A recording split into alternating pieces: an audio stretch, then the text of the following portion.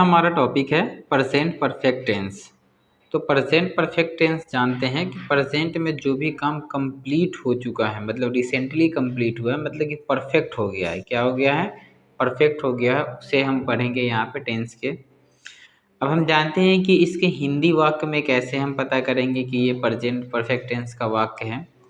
तो आइए हम आगे देखते हैं। तो सबसे पहले यहाँ पे आपको कह रहा है कि परिभाषा डिफिनेशंस यहाँ पे दिया हुआ है कि उन कार्यों को दर्शाने के लिए उपयोग किया जाता है जो अभी अभी समाप्त हुआ है।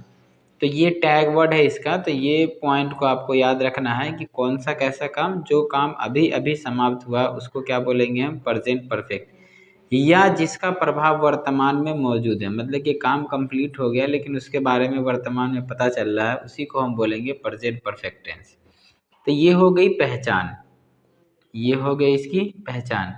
और वर्ड के लास्ट में क्या आ जाएगा?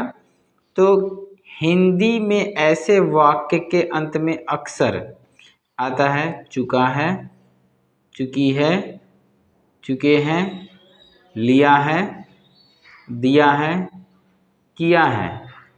ये सब अगर आएंगे तो ये सारे के सारे प्रेजेंट परफेक्ट टेंस कहलाएंगे। क्या कहलाएंगे? प्रेजेंट परफेक्ट टेंस के ये पार्ट्स रहेंगे। अगर हिंदी वाक्य के किसी भी लास्ट में अगर चुका है, चुकी है, चुके हैं, लिया है, दिया है, किया है, ये सब आएंगे तो हम क्या बोलेंगे? उसे प्रेजेंट परफेक्ट टेंस बोलेंगे।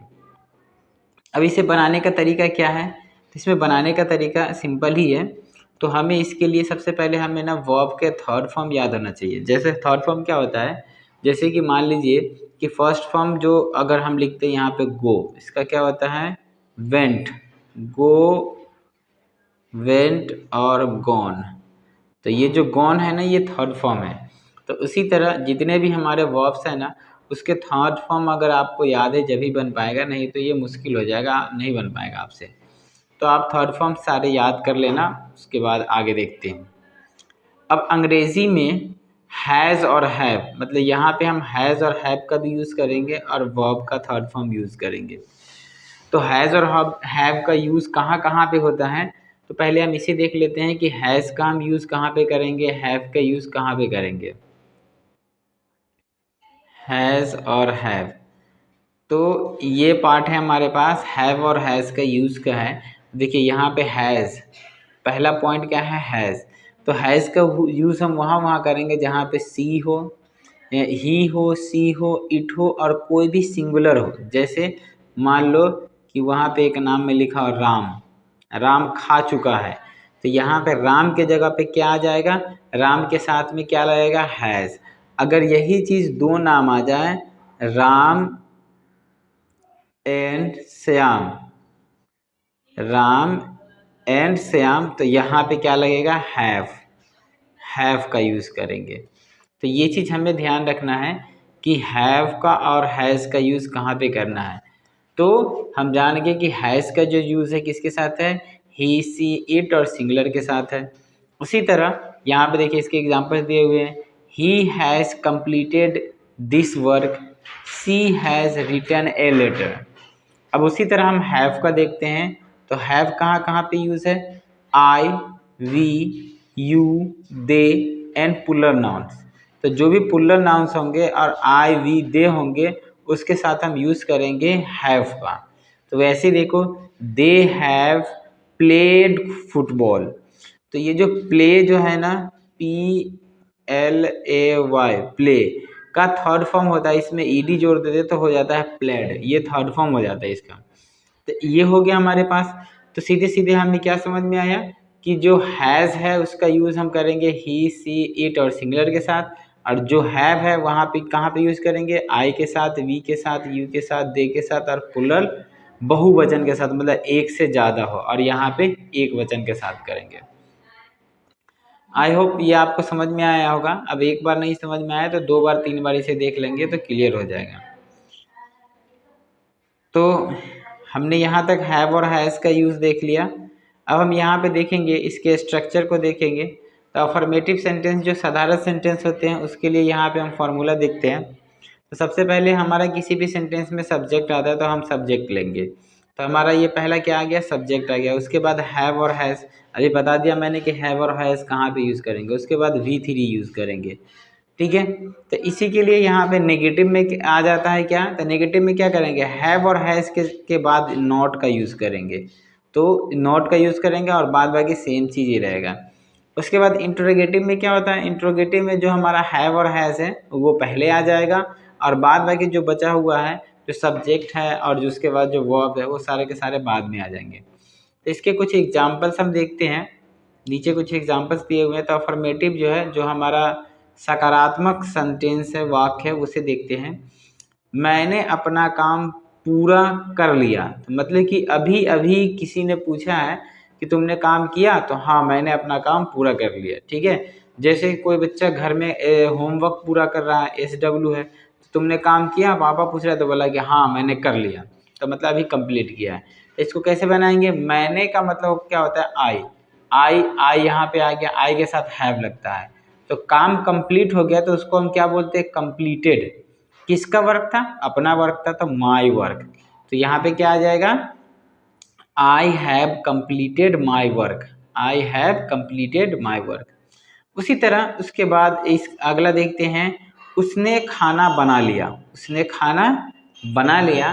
तो उसने खाना बना लिया, तो सी हैज़ कुक्ड फूड, क्या आ जाएगा, सी हैज़ कुक्ड फूड।